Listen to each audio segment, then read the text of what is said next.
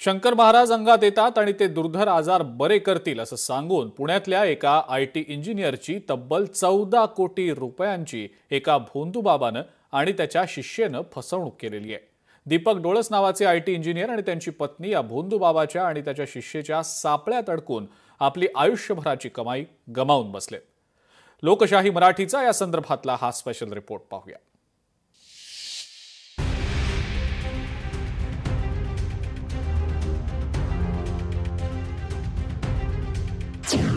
पुण्यातल्या कुटुंबाची 14 कोटी रुपयांची फसवणूक। शंकर महाराज अंगात येतात असं भासवून गंडवलं। परदेशातील घर, शेती, सोन्यावर कर्ज काढून लुबाडले 14 कोटी। हाच आहे तो भोंदूबाबा ज्यानं पुण्यातल्या दीपक डोळस आणि त्यांच्या कुटुंबियांची तब्बल 14 कोटींची फसवणूक केलेली आहे। या भोंदूबाबाचं नाव राजेंद्र खडके असून या भोंदूबाबाला वेदिका पंढरपूरकर या त्याच्या शिष्येनं फसवणूक करण्यामध्ये मदत केलेली आहे। वेदिकाच्या अंगात शंकर महाराज येतात आणि ते सांगतील तसं वागलं पाहिजे असा दावा करून दीपक डोळस यांना त्यांच्या कोट्यवधींच्या मालमत्ता विकण्यास भाग पाडण्यात आलं। दीपक डोळस हे व्यवसायानं आयटी इंजिनियर। काही वर्ष ते इंग्लंडमध्ये नोकरी करत होते। त्यांच्या 2 मुलींना दुर्धर जन्मजात आजार। डोळस दाम्पत्यानं उपचारांसाठी अनेक ठिकाणी केली धावपळ। त्यांची ओळख राजेंद्र खडके आणि त्याची शिष्या वेदिका पंढरपूरकर यांच्याशी झाली। या दोघांनी शंकर महाराज त्यांच्या अंगात येतात असा दावा केला। ते दुर्धर आजार बरे करतात असाही दावा केला। दीपक डोळस, त्यांची पत्नी आणि 2 मुलींना राजेंद्र खडकेच्या दरबारात नेलं। वेदिका पंढरपूरकरनं तिच्या अंगात शंकर महाराज येतात अशी ऍक्टिंग केली। बँकेतले सगळे पैसे आणि ठेवी वेदिकाच्या खात्यात वळत्या करायला लावल्या। पहिल्या फेजमध्ये त्यांनी त्यांच्याकडून सर्व सोनं नाणं आणि पैसे जे होते ते पैसे त्यांच्याकडून ट्रान्सफर करून घेतले मुलींना बरं करतो म्हणून।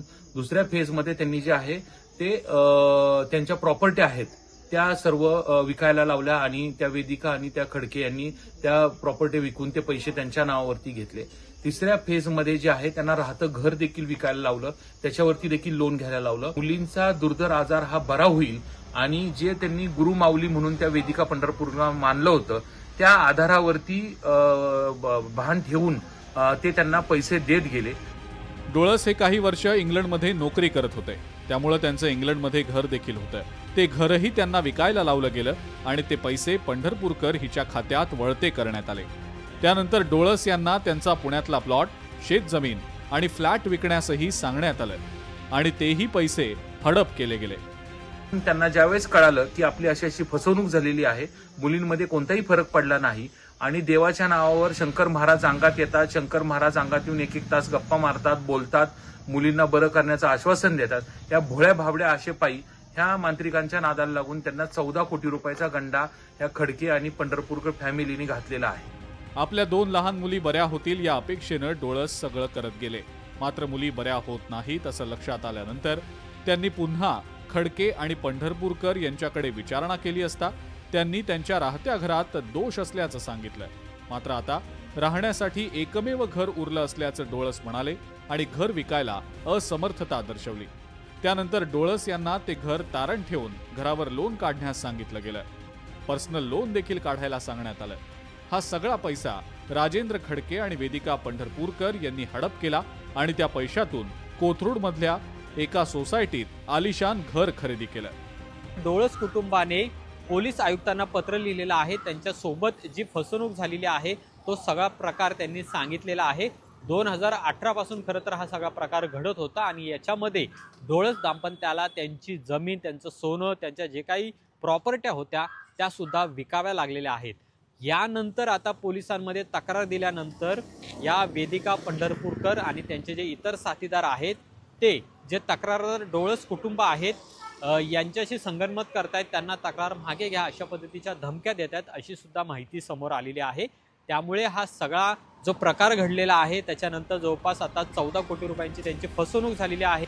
आपल्या मुली बऱ्या होत नसून सुरू असलेल्या गोष्टी या केवळ फसवणुकीचा प्रकार असल्याचं समजल्यानंतर या दाम्पत्यानं आता पुणे पोलीस आयुक्तांकडे धाव घेतलेली आहे।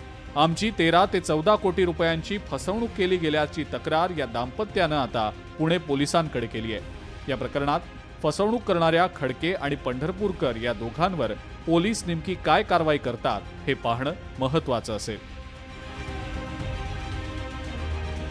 अमोल धर्माधिकारी, लोकशाही मराठी, पुणे. लोकशाही मराठी ऐका, पहा, जागरूक रहा.